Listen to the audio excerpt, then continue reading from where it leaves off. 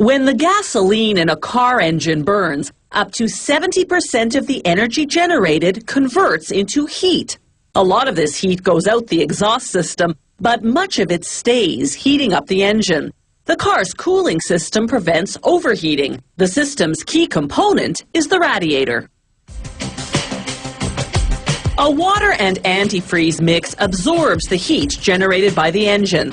The fluid then flows through the radiator's tubes to cool down. The tubes are made from paper-thin brass. Rollers bend the 4-centimeter wide strip into the shape of a flat tube.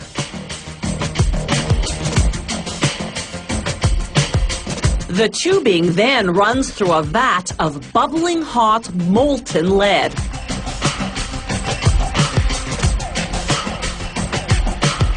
As the tubing exits the vat, it runs through cold water that hardens the lead coating. A cutter then chops the tubing into pieces, the length of which varies according to the model of radiator. These are about 76 centimeters long. Meanwhile, another machine shapes a narrow strip of copper, just 1.5 millimeters thick, into what are called cooling fins. As we'll see in slow motion, the machine folds the copper strip fan-like, then perforates it, creating mini air vents. When the hot fluid runs through the tubes, these fins will transfer the heat to the air flowing through the radiator. The cooled fluid can then go back for another round of absorbing engine heat.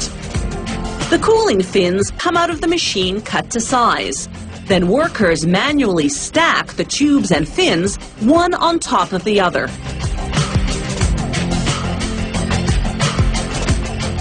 They straighten them out, then apply a brass tag indicating the model number and date of production.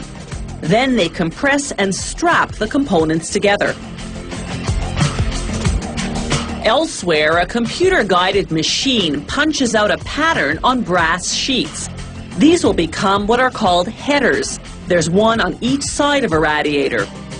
The punching tool then changes to a knife, which now cuts along the perforation lines.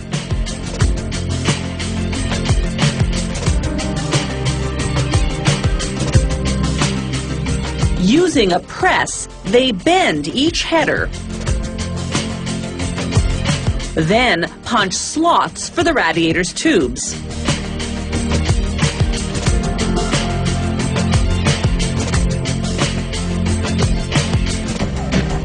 Now, using a mallet, they hammer the headers onto the ends of the tubes. The banging inadvertently closes a few tubes, so they use a special roller to reopen them. After cleaning the surface, it's into an oven at 315 degrees Celsius. In just 2 minutes, the lead melts, fusing the tubes and cooling fins. After straightening out any crooked tubes, workers dip the headers in a tank of hot liquid lead for 30 seconds. This solders them to the sides of the radiator. They apply a few drops of lead on the corners for reinforcement. The headers and tube openings are now encased in lead. Workers now feed a sheet of brass into a press to form the tanks that go onto the headers. One contains a brass tube. Hot transmission oil enters one end of it and exits the other, cooling along the way. Once workers finish welding the tanks to the headers, they solder on what's called the filler neck, a spout for pouring antifreeze into the tank. On the opposite tank, they weld on a water intake pipe. This will be the entry point for the fluid heated by the engine. Finally, they coat the finished radiator in an asphalt-based black paint. The asphalt content makes the paint heat resistant and protects the radiator's cooling fins.